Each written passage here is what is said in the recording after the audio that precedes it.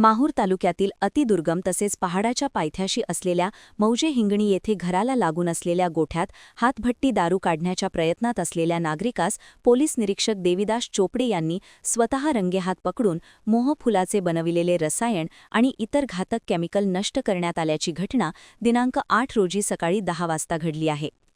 Police उपमहानिरीक्षक शहाजी उमाप यांच्या operation फ्लॅशआउट तसेच पोलीस अधीक्षक अविनाश कुमार यांच्या दारू विक्रीविरोधात सुरू असलेल्या मोहिमेअंतर्गत पोलीस निरीक्षक देविदास चोपडे हे ॲक्शन मोडवर असून माहिती मिळताच त्यांनी धडक कारवाया सुरू केल्या असून गेल्या आठवड्यात 3 ठिकाणी धाडी टाकून हजारो रुपयांचा मुद्देमाल नष्ट करून अनेकांवर गुन्हे दाखल केलेले आहेत.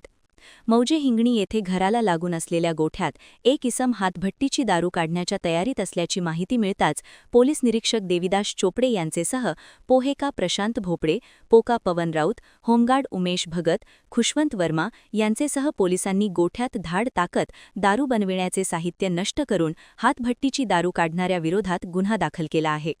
अवैध दारू विक्री आणि हातभट्टी दारू काढणाऱ्या नागरिकाचे गावकऱ्यांनी समुपदेशन करावे, न ऐकल्यास दारू विक्रेत्याविरुद्ध पोलिसात तत्काळ खबर देण्याचे आवाहन यावेळी पोलीस निरीक्षक देविदास चोपडे यांनी उपस्थित गावकऱ्यांना केले.